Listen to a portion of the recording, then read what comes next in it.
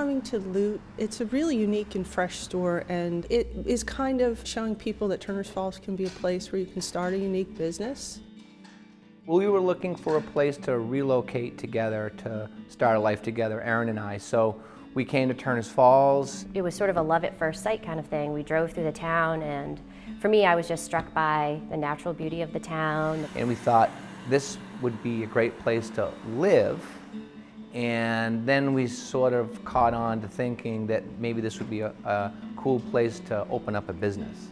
Originally, I was involved in television, but for almost my entire life, ever since I was a kid, I used to pal around with my mom to flea markets and tag sales. About 8 years ago, I got laid off from TV and decided I would try to buy and sell old things for a living.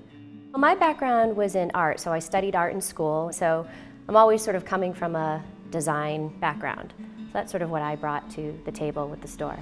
We live upstairs above the shop. It took us a long time to renovate. This was a dog grooming business, so we kind of took it all apart, exposed the brick, redid the floors. We did a lot of it ourselves. So it's been a non-stop project since we moved to Turners Falls.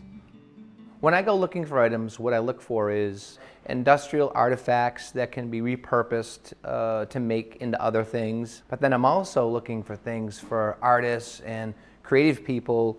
Loot has a real energy about it. People who come here also can sense the creativity here. I work with some of the artists, so we have some gifts here as well. We have earrings that are made out of repurposed chaps, so old leather, earrings that are made from vintage tin.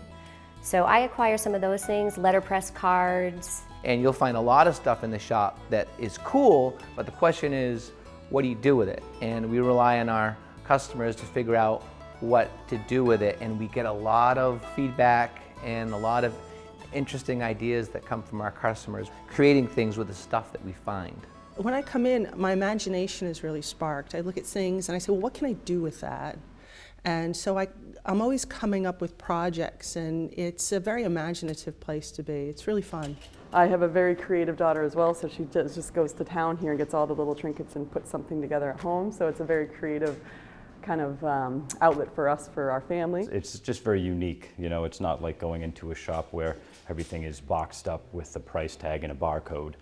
They like knowing that it's local, that it's not, from China, that it's something that was made by an artist down the street or, within New England. Some of this stuff has a great history, and people enjoy having these things in their home because they have a connection with it because of our industrial heritage that we have in this town and this country. The spoon castings, I think, are cool. I think this stuff, kind of like the byproducts, are the things that you don't see. You see the product because of this. The coolest thing I've ever found here, I found it was a keychain with my name on it, spelled correctly, and it was from the 70s, and it was from like the Jersey Shore or something like that, where I'm from, so I thought that was really cool. The coolest thing I've ever gotten here was the little red tags, because sometimes they come in 10 packs, and I'm 5, and 5 plus 5 is 10. One of the neatest things that we found was an old bird target that probably came from Coney Island. The thing I loved were these cement deer, like lawn ornament deer, but those are gone, they're sold. That's sometimes the tough part, is selling the things that you love, but you feel like they're going to a good home, so you let them go. It means a lot to me to be able to find these things and shine them up a little bit, have other people appreciate them, or make something new out of something that was used for completely something else. And people really respond to it. People care about that. They like knowing the story of it and the history of it. So yeah, you feel like you're bringing life to something, and that's a good feeling.